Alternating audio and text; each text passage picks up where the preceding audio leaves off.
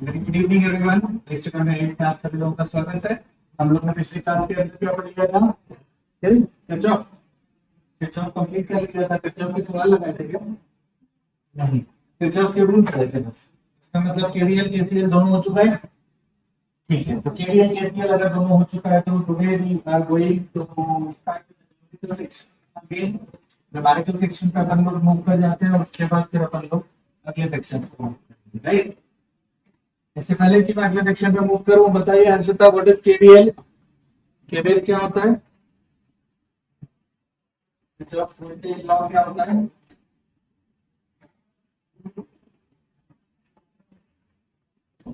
इतना नहीं बता पा रही है नीला।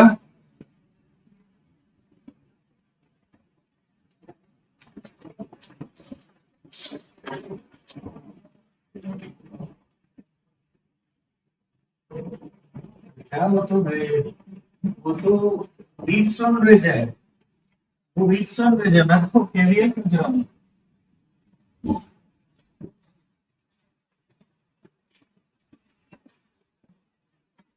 The average sum of all the EMF is equals to the sum of product of all the current and ठीक है। So what is the balance condition of Wheatstone bridge, Sharma ji? Balance condition of Wheatstone bridge?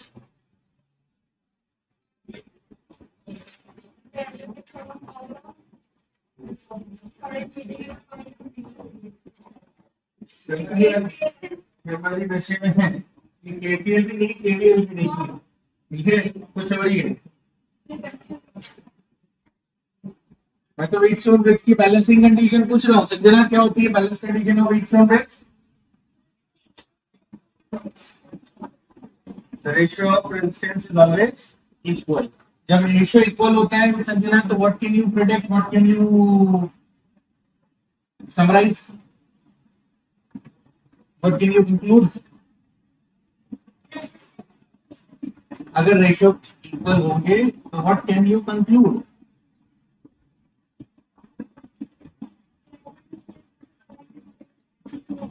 बिल्कुल सही। Current in the galvanometer will be zero, या फिर यूं कह सकते हैं हम लोग, current in the diagonal arm will be equal to zero. ठीक है। सो व्हाट इज केसीएल में?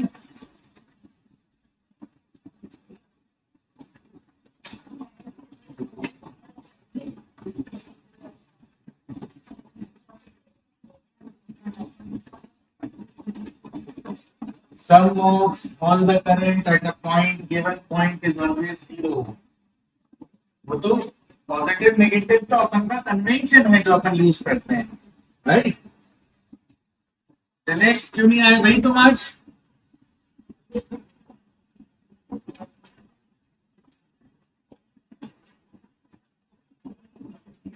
दिनेश बहनों के बीच में फंस चुका है। हम अपने टॉपिक को सवाल से शुरू करेंगे। मैं फिर रिपीट कर दूं आप लोगों को, पिछली क्लास में हमने दो रूल्स पढ़े थे, दो नियम पढ़े थे। एक था जंक्शन रूल और दूसरा था लूप रूल। जंक्शन में हमने कहा था summation I is zero, loop में कहा था summation of V is equal to summation of I R. कुछ साइन कन्वेंशंस भी अज्यूम किए थे हमने, अगर आपको याद हो तो। मैंने कहा था करंट के केस में अगर करंट क्लॉकवाइज फ्लो करेगा तो मैं उसे ले लूंगा नेगेटिव, अगर वो एंटी फ्लो करेगा तो मैं उसको ले लूंगा पॉजिटिव। ये मैंने करंट के लिए कन्वेंशन इस्तेमाल किया। मैंने ईएमएफ के लिए कहा था अगर करंट मेरे को नेगेटिव से पॉजिटिव जाता हुआ दिखेगा तो मैं उसको क्या ले लूंगा, और अगर पॉजिटिव से नेगेटिव जाता हुआ दिखेगा तो मैं उसको क्या ले लूंगा। ये ईएमएफ के लिए साइन कन्वेंशन है। ये सारी चीजें जस्ट आपको रिकॉल इसलिए करवा रहा हूँ क्योंकि आज की क्लास में यही चीजों की जरूरत पड़नी है, इसी के ऊपर प्राइम फोकस है हमारा। ठीक है, तो बायो वालों के लिए तो खास तौर पर इन चीजों को रखना, दिमाग में बिठाना ज्यादा जरूरी है। एक छोटा सा क्वेश्चन, एक सिंपल सा क्वेश्चन यहाँ पर ले रहा हूँ मैं तुम्हारे लिए। फॉर द गिवन सर्किट लिखिएगा, क्वेश्चन लिखिएगा आप लोग। For the given circuit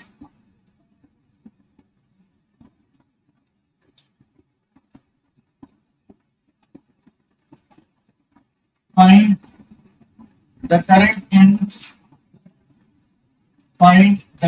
in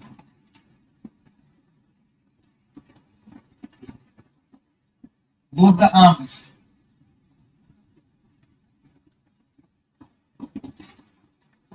Find the current in both the arms.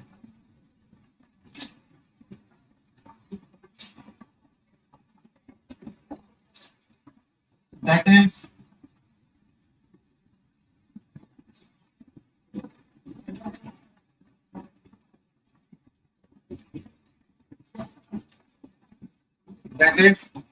I1 and I2. Find the current in both the arms, that is I1 and I2. अच्छा Dinesh late हो गया था, ठीक है. Find the current I1 and I2. मैं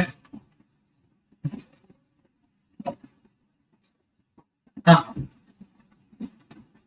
यहाँ पर question मैंने बोर्ड पर जरूर मेंशन कर दिया है, और जैसा कि पिछले क्लासेस में मैंने कहा भी था आप लोगों को कि अपने साथ थोड़ा सा कलरफुल पेन रखना इन सवालों को लगाने के वक्त, क्योंकि आप लोगों को पता होना चाहिए कि सवाल क्या है और जवाब क्या है. जो क्वेश्चन है वो ये है आपके सामने. बीच में 4 ओम का रजिस्टर लगा हुआ है, ऊपर 2 ओम का रजिस्टर है, नीचे 1 ओम का रजिस्टर है, 2 सेल लगे हुए हैं, एक 12 वोल्ट का है, एक 6 वोल्ट का है. I1 करंट, I2 करंट यहाँ से जा रहा है. आपको फाइंड आउट करना है current I1 and I2, right. पहला सवाल है तो मैं पूरा डिटेल के साथ पूरी डिटेल में तुम लोगों को करके दिखाऊंगा. पहला क्वेश्चन है तो मैं करके पूरा मैं दिखाऊंगा. उसके बाद सेकंड क्वेश्चन फिर आप लोग कर लीजिएगा, कोई मुझे लगना नहीं कर लीजिएगा, राइट. तो सबसे पहली बात, ये साइन कन्वेंशन आपको रटे होने चाहिए, दिमाग में बैठे हुए होने चाहिए, क्योंकि उनके ऊपर बेस बहुत सारी चीजें हमारे जहन में होंगी. शुरुआत करते हैं अपन लोग. याद है आपको, आपकी नॉलेज के लिए कि हमने 2 रूल पढ़े हुए हैं. कई सवाल ऐसे होंगे जिसमें दोनों रूल की जरूरत पड़ेगी, कई सवाल ऐसे होंगे जिसमें सिर्फ एक ही रूल से सारे क्वेश्चन होंगे. अब वो आपको डिपेंडेंट है कि आप कैसे रूल को लगाना चाहते हैं. जैसे सबसे पहली बात तो यहाँ पर मुझे I1 और I2 निकालना है. सर्किट को समझने की कोशिश करो कि इस वाले सेल से I1 करंट बाहर आ रहा है, इस वाले सेल से I2 करंट बाहर आ रहा है. ये दोनों करंट F पॉइंट पर जाके मीट कर रहे हैं, दोनों मिल रहे हैं F पॉइंट पर जाकर, और F पॉइंट पर मिलने के बाद दोनों मिलकर एक साथ यहाँ फ्लो करेंगे. इसका मतलब ये वाला करंट कितना होगा, कोई मुझे बताएगा? It has to be I1 plus I2.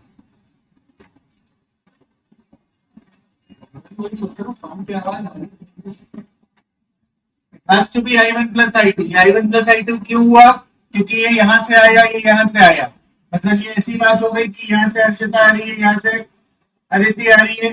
अभिमा ने दोनों को साथ लिया और दोनों को डबलिंग करके आगे बैठा के लेके आ गई. अर्शिता तू खड़ी हो जा सामने गाड़ी में, अदिति पीछे भागते हुए बैठा. किसी को नहीं, टेंशन वाली बात नहीं किसी की. बैठाने की टेंशन इसलिए नहीं क्योंकि वो बिना हेलमेट के कौन रिस्क लेगा, राइट. सीट बेल्ट भी नहीं होता टू व्हीलर में. वो तो अच्छा है. शर्मा जी एक दिन बोल रहे थे तो मैं तो ट्रेन चलाऊंगी, लेकिन फिर फैमिलीज ने मना कर दिया. फैमिली वो पुशबैक, अरे पुशबैक वाली ट्रिप की बात कर रहा था. ये असली बात है. सोच रही आई एम सॉरी. अच्छा कुछ सोचो कुछ नहीं.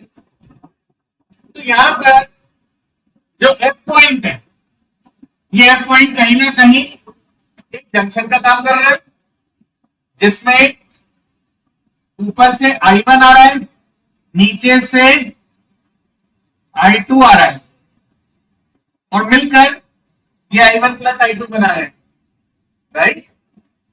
I1 प्लस I2 की वैल्यू क्रिएट कर. तो आप चाहो तो एफ पॉइंट पर इस I1 प्लस I2 को कोई नया नाम देके एक इक्वेशन बना सकते हो, मर्जी आपकी. नहीं तो मैथमेटिक्स की दृष्टि से, मैथमेटिक्स के पॉइंट ऑफ व्यू से देखो तो वेरिएबल कितने हैं आपके पास? How many variables are there? सिर्फ I1 और मतलब दो वेरिएबल। दो वेरिएबल को सॉल्व करने के लिए मैथ्स कहती है कि आपको दो वेरिएबल की इक्वेशन चाहिए या दो इक्वेशन चाहिए। अगर तीन वेरिएबल होंगे तो तीन इक्वेशन चाहिए, चार वेरिएबल होंगे तो चार इक्वेशन चाहिए।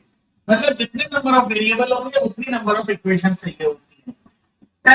याद कर लो, आपने पढ़ी थी linear equation in two variable. Linear equation in two variable में आपके पास एक्स और वाई दो वेरिएबल थे, इसलिए दो इक्वेशन को सॉल्व किया,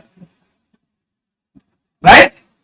इस चीज को मद्देनजर रखते हुए, ध्यान में रखते हुए, क्योंकि मेरे पास दो ही वेरिएबल है तो मैं इसको इजी कोई लेके जा सकता हूं। मैंने अज्यूम कर लिया पहला loop A F C B A according to K V L. Loop कौन सा ले रहा हूं मैं? A F C B A. आपको याद होगा पिछली ही क्लास में मैंने कहा था जब भी लूप कंसिडर करोगे तो जहां से शुरुआत होगी वहीं पर आके खत्म कर देना। इस लूप के अंदर क्या कैलकुलेशंस करने हैं अपन को? इस लूप के अंदर सिंपल से कैलकुलेशन है भाई साहब हमारे पास, और ये कि अगर आप मान लीजिए यहां पर इस लूप के फॉलो कर रहे हो तो ये वाला जो रेजिस्टेंस पड़ेगा ए से एफ, कोई लूप में करंट नहीं है, आई मीन रेजिस्टेंस नहीं है। एफ से सी कितना करंट जा रहा है इसके अंदर? I1 plus I2। इसका रेजिस्टेंस कितना है? 4 ओम। तो I into R, summation I into R करना है ना अपन को, तो समेशन I इंटू आर के हिसाब से I1 plus I2 into are कितना है? 4। तो 4 ऑफ I1 प्लस I2 हो जाएगा। ये भी ध्यान रखना है कि ये डायरेक्शन कैसा फॉलो कर रहा है, ये वाला ऐसा बना भी देता हूं मैं, चलो ऐसा। ये क्लॉक है कि एंटी है? एंटी क्लॉक है। अगर ये एंटी क्लॉक है तो एंटी क्लॉक के लिए क्या लेना पड़ेगा? पॉजिटिव या नेगेटिव? इसका मतलब ये पॉजिटिव सही लिखा हुआ। अब इस लूप के आगे बढ़े, सी से बी कोई रेजिस्टेंस करंट कुछ भी नहीं है। बी से ए जा रहे हैं तो बी से ए I1 करंट जा रहा है, किसमें से? इस 2 ओम में से कितना करंट जा रहा है? I1। तो 2 इंटू I1 हो गया। इस I1 का डायरेक्शन कैसा है? क्लॉक की एंटी? Anti clockwise. तो एंटी क्लॉकवाइज क्या हो जाएगा? Positive. Did you get it और नॉट? सिमिलरली इसी लूप के अंदर अब आई और खत्म हो गए, करंट और रेजिस्टेंस दोनों के दोनों खत्म हो गए। खत्म होने के बाद अब कौन बच जाता है? सेल का ईएमएफ। सेल का ईएमएफ कितना है? 12 वोल्ट। आप यहां से बी से चलते हुए आ रहे हो ए की तरफ, तो I1 जब इस सेल को पास करेगा तो कहां से कहां जा रहा है? माइनस से प्लस या प्लस से माइनस? माइनस से प्लस। तो सेल का ईएमएफ क्या लिया जाना चाहिए? पॉजिटिव। इसका मतलब positive should be equal to 0। Summation I R is equal to 0 या फिर summation I R is equal to summation V, summation I EMF. पूरी इक्वेशन 0 के फॉर्म में बनानी होती है आपको हमारे लिए, या फिर आप इसको इक्वल टू -12 लिख लो, एक ही बात है। इक्वल टू 12 कर लेंगे अपन लोग, जब जो मैंने कन्वेंशन बताया था वो कन्वेंशन इक्वल टू 0 के लिए बताया है, उसका उल्टा कर लो पूरा, हमारे इधर सेम नहीं। तो दिस विल बिकम 4। अब इस पूरी इक्वेशन को मैं पहले सॉल्व कर लूं तो बन जाएगा 4I1 plus 4I2 plus 2I1 plus 12 is equal to 0। साफ नजर आ रहा है? पूरी इक्वेशन में से 2 निकाल कर बताया जा सकता है, तो कितना हो जाएगा? 4I1 और 2I1 पहले इसको ऐड कर लें, 6I1 plus 4I2 is equal to -12। 2 common ले लूं तो 3I1 plus 2I2 is equal to minus, ये आपकी पहली इक्वेशन बन गई। दो इक्वेशन बननी है, दो में से पहली इक्वेशन बन गई। और लाइन में सबको समझ में आया? पहली इक्वेशन बनाना। हाँ नीला बोलो।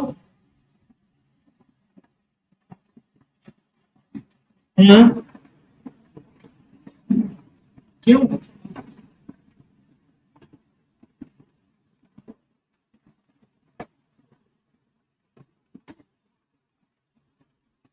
चलो ठीक है, मैं उसी हिसाब से कर देता हूँ। मृण्मयी को भी यही डाउट था इनफैक्ट। हाँ ठीक है नीला, कोई दिक्कत नहीं है, उसमें कोई गलत नहीं है। फिर तुम उसको उस कन्वेंशन को एज इट इज लेके चलना चाह रहे हो तो भी कोई दिक्कत नहीं है, उसमें वैसा भी कर सकते हैं। तो जो आप कह रहे कि मृण्मयी, जो नीला आप कह रही हो उसके अकॉर्डिंग भी अगर मैं सॉल्व करूं तो it has to be equal to 12। जैसा मैंने पिछली क्लास में भी कहा था आपको, एक बार जो कन्वेंशन ले लिया उसी को कंटिन्यू करना पड़ेगा। तो अब अगर इसको ले रहे हैं तो इसको एज इट इज कंटिन्यू करना पड़ेगा मुझे। तो मैं आपके अकॉर्डिंग ले लेता हूं, summation I into R is equal to summation V। एक अकेला ईएमएफ था तो 12 ले लिया, और आई आर था तो क्या किया सारे कैलकुलेशन के लिए। तो इक्वेशन बन गई 3i1 plus 2i2 is equal to 6। क्या अब कोई कंफ्यूजन है हर्षिता आपको? नहीं पक्का? चलिए अच्छी बात। अब पहली इक्वेशन तो बन गई हमारे पास, इसी तरह से अपन को दूसरी इक्वेशन बनानी है। दूसरी इक्वेशन का लूप कौन सा ले लूं मैं? F C D E F. Loop हमेशा क्लोज लेना है अपन को, तो loop F C D E F. अगर आप ये लूप कंसीडर करते हो तो इस लूप को लेने पर एफ से सी करंट कितना जा रहा है? i1 plus i2। आप लूप कौन सा ले रहे हो? ऐसा ले रहे हो। i1 प्लस i2 कितने रेजिस्टेंस में जा रहा है? 4।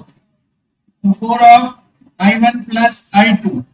लेकिन ये i1 प्लस i2 इस बार कैसे डायरेक्शन में ट्रेवल कर रहा है? तो क्लॉकवाइज तो क्या था, तो यहां पर अपन को एक नेगेटिव लगाना पड़ेगा। फिर सी से डी में कुछ भी नहीं है, डी से ई में रेजिस्टेंस कितना है? 1। और इस 1 को i2 तो कितना होगा? 1 i2 आई आर। 1 i2 लिखो या i2 लिखो एक ही बात है। लेकिन इस i2 का कन्वेंशन क्या होगा? क्लॉकवाइज है, तो नेगेटिव या पॉजिटिव? नेगेटिव, तो माइनस i2। ई से एफ कोई रेजिस्टेंस नहीं है, बात खत्म। तो इज इक्वल टू, अब आप डी से ई जब आ रहे हो तो माइनस से प्लस की तरफ आ रहे हो तो विल बी इक्वल टू +6। आया ना? विच मीन्स आपके पास ये इक्वेशन भी ब्रेक करके कितनी हो जाएगी? -4i1 -4i2 -i2 is equal to 6। या फिर this will become -4i1 minus minus plus 5i2 is equal to 6। आया ना?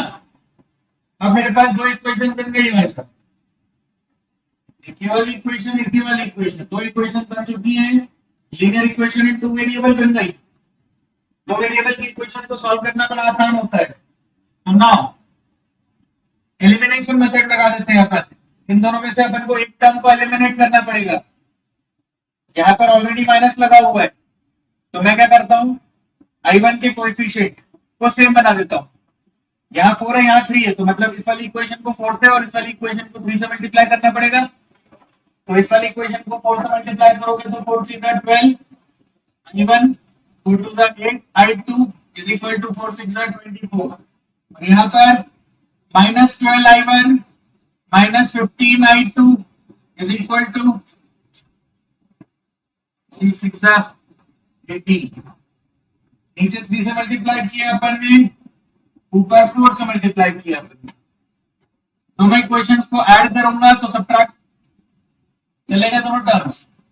8 -15 कितना हो जाएगा? -7i2 इज इक्वल टू 24 में 18 का कितने बचे? 6। तो आपके पास i2 की वैल्यू आ गई -6/7, इतना एम्पियर। हाँ या ना? i2 की वैल्यू को आप इन दोनों में से किसी भी इक्वेशन में डाल दोगे तो क्या मिल जाएगी? i1 की वैल्यू। क्लियर है दीपा?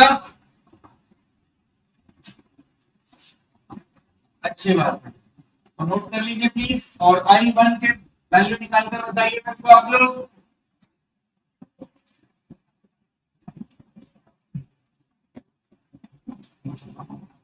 i1 मैंने 36/7 बोला क्या?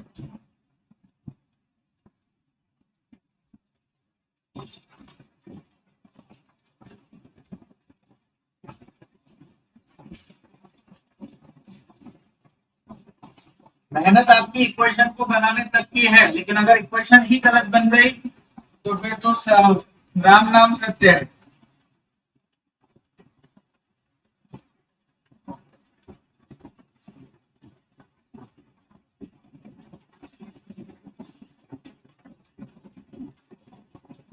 पता चला आपने पूरा क्वेश्चन कर लिया और उसके बाद पता चल रहा है गलत हो गया।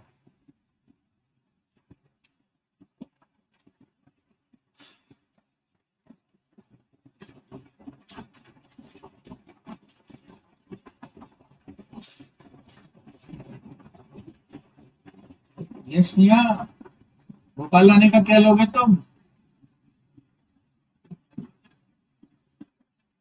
पता नहीं है। ये बाहर जाकर के लोगों की शादियां करवाता है, मम्मियां करवाता है।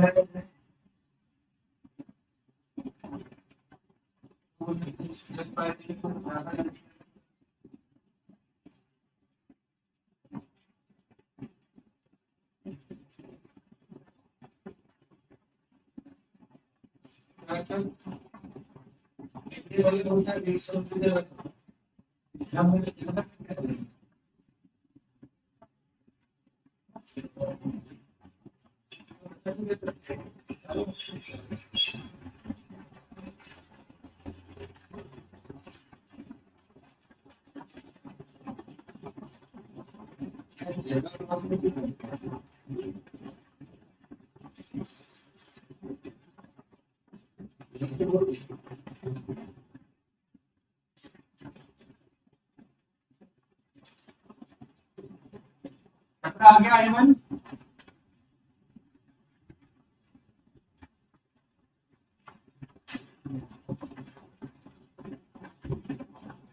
All of you people, occupy.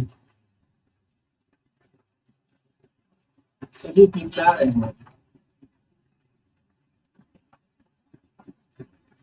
Online वालों को क्लियरली दिख रहा है कि नहीं? हमारी लाइट बंद करो।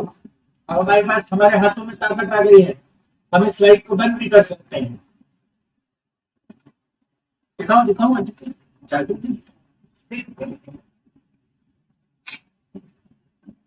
एक मिनट में और,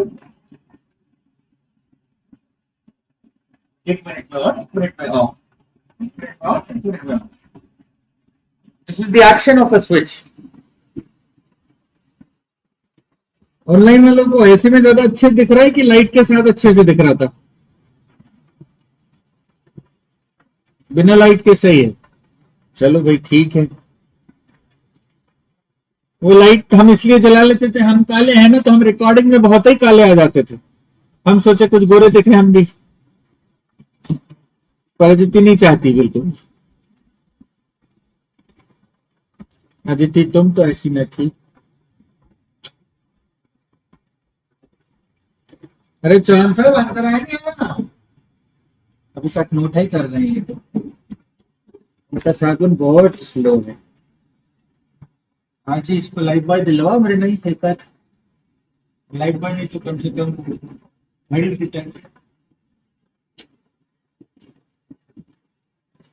because detergent has a that Michel formation.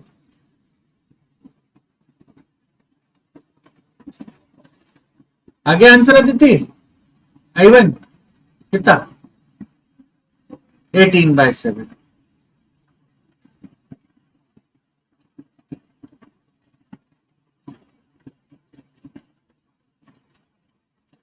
नीला आगे आंसर। चलिए, सबका क्वेश्चन, सबका आंसर आ गया, तो इसी क्वेश्चन में अपन कुछ और चीजें ऐड कर देते हैं ताकि एक ही क्वेश्चन में बहुत सारे क्वेश्चन कर ले। लिखेगा इन दी प्रीवियस क्वेश्चन या इन दी अबव क्वेश्चन, जो भी आपके पेज में जहां पे लिखा हुआ है, The previous in the above question, find the potential difference across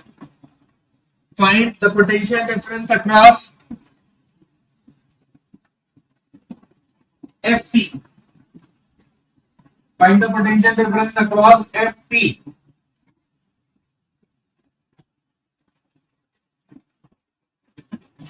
FC के अक्रॉस कितना पोटेंशियल डिफरेंस है वो आपको निकालना है। क्वेश्चन सेम चल रहा है भाई साहब, बोर्ड पर ही सब कुछ किया हुआ है, सब कुछ गिवन है। देखते सबसे पहले कौन आंसर बताएगा।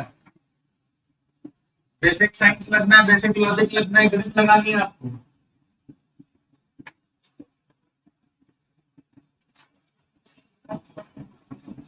एट बाय सेवन 48/7 एकदम चंगा जवाब है जी। इससे पहले मैं भूल जाऊं, पिछले क्लास में टेस्ट था आप लोग का, दिया था सबने, वहां सबमिट हो गया था कुछ ऐसा कुछ। रीचेक नहीं कर पाए तुम। नीला का भी आ गया 48/7, का भी आ गया 48/7, दिनेश का भी आ गया, हर्षिता का भी आ गया, वेरी गुड। दीपा एंड यश, यश मेरे लल्ला, ओ बाबू बाबू,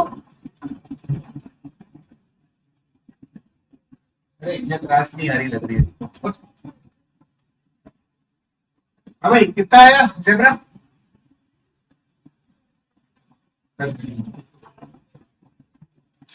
अरे V is equal to I R होता है, सीधे सीधे फॉर्मूला लगा दो, आपको निकालने FC के क्रॉस, FC के क्रॉस रेजिस्टेंस है R इक्वल टू 4, करंट है I1 प्लस I2, तो I1 I2 निकाल चुके हो, उससे I1 प्लस I2 मिल जाएगा, I इंटू R कर दो, हैप्पी बर्थडे फॉर्मूला आ जाएगा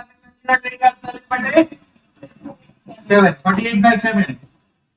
नेक्स्ट क्वेश्चन लिखो इसी का part. In the previous question या the above question,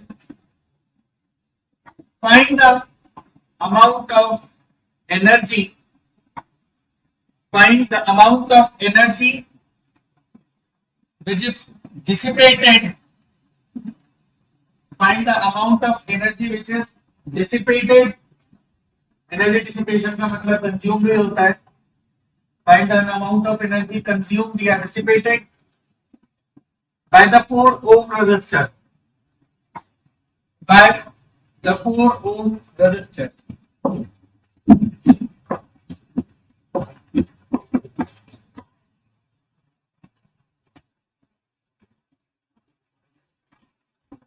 चार ओम का जो रेजिस्टर है उसके अक्रॉस कितना पोटेंशियल, कितना एनर्जी डिसिपेट होगी, कंज्यूम होगी, वो आपको फाइंड आउट करना है, वो आपको निकालना है।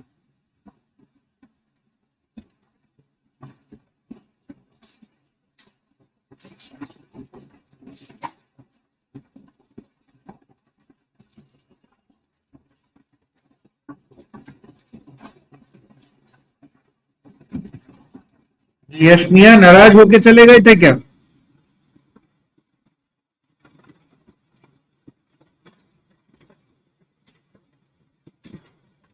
लाइट चले गई थी। How much?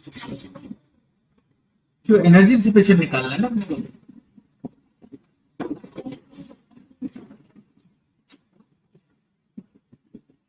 टाइम जब गिवन नहीं होगा तो उन्हीं में टाइम की कैलकुलेशन।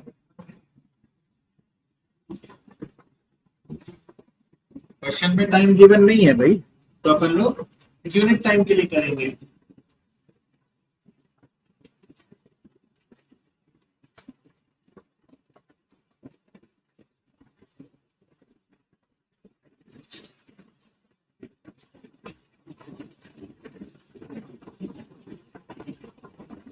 हाँ जी बिल्कुल, 1 सेकंड के लिए।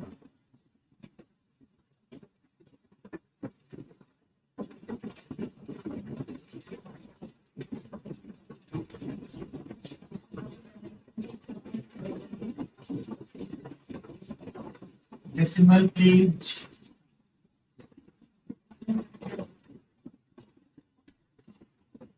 Approx बताओ.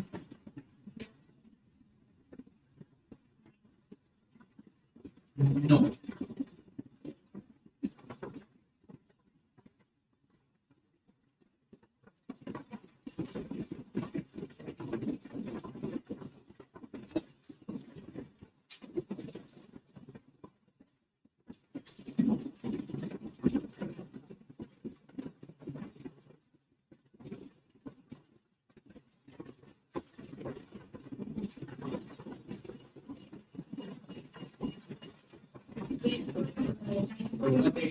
पॉइंट्स बहुत ज्यादा आ रहा है लिया तब तक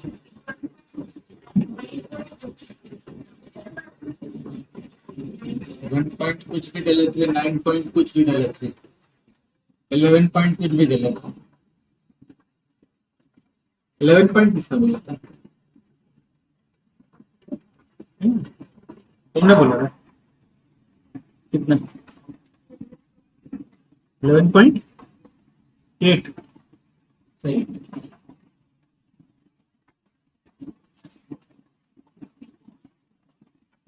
मैंने तो सोची होगी मैंने हायर कितने ठीक है मुझे तो देखी हो।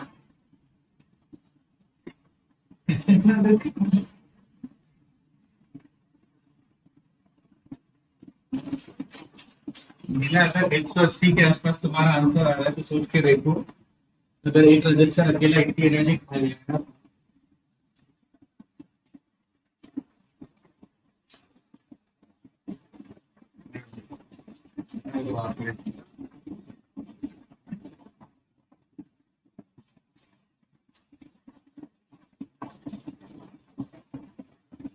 तो भाई हीट डिसिपेशन निकालना है अपने का क्रॉस एफ सी, ये 4 ओम वाले रेजिस्टर के पास। तो 4 ओम वाले रेजिस्टर के पास करंट कितना जा रहा है? I1 plus I2।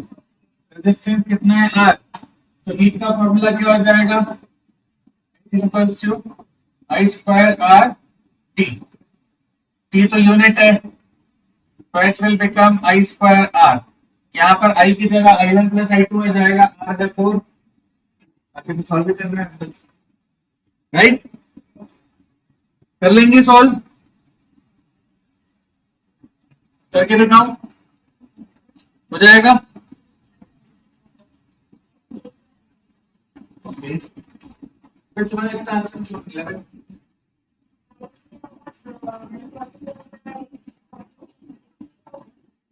जब 44 अपॉन 49 ठीक है, इंटू 4 इधर पे वो है,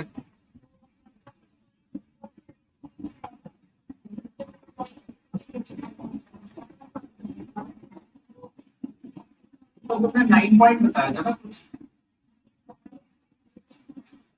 9 पॉइंट कैसे आएगा? तो 11 पॉइंट ही आएगा। तो तुमने मल्टीप्लिकेशन न्यूमरेटर वाला गलत किया, न्यूमरेटर वाले में तुम्हारा 456 या 4 क्या आ रहा है ना? चलिए, तो ये क्वेश्चन तो एक प्रैक्टिस का क्वेश्चन हो गया जिसके अंदर सारी चीजें इक्वेशन बनाने से लेकर बाकी चीजें मैंने आपको बताई हैं। अब अगला क्वेश्चन आप लोग कीजिए, तैयार सभी लोग?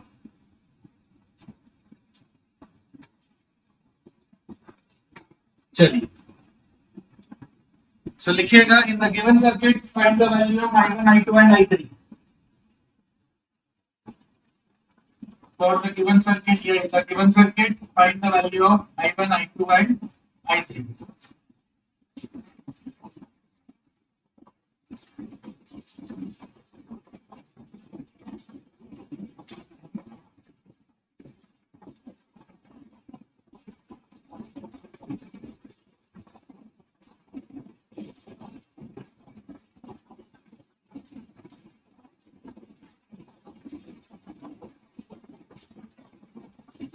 Volt.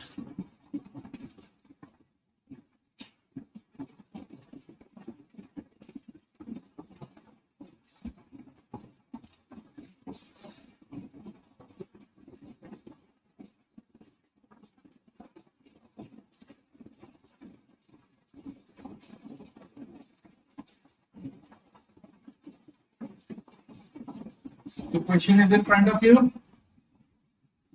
बोलिए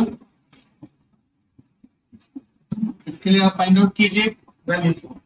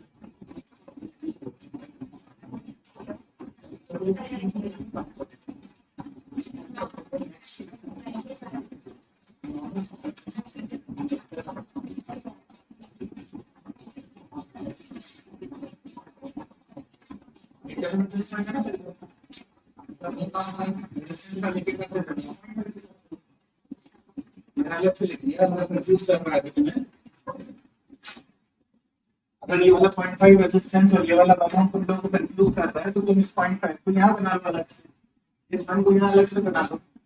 रोल प्ले वही है, बस फर्क इसके साथ लिखने का ये होता है कि जो 6 वोल्ट की बैटरी है सेल है वो 0.4 ओम का रेजिस्टेंस ऑफर कर रही है, जो 10 वोल्ट की बैटरी है वो 1 ओम का रेजिस्टेंस ऑफर कर रही है, तो वो उसका इंटरनल रेजिस्टेंस पर्पस उसका वही है जो अपन कर रहे थे अभी तक यार इज इक्वल टू आई लगा।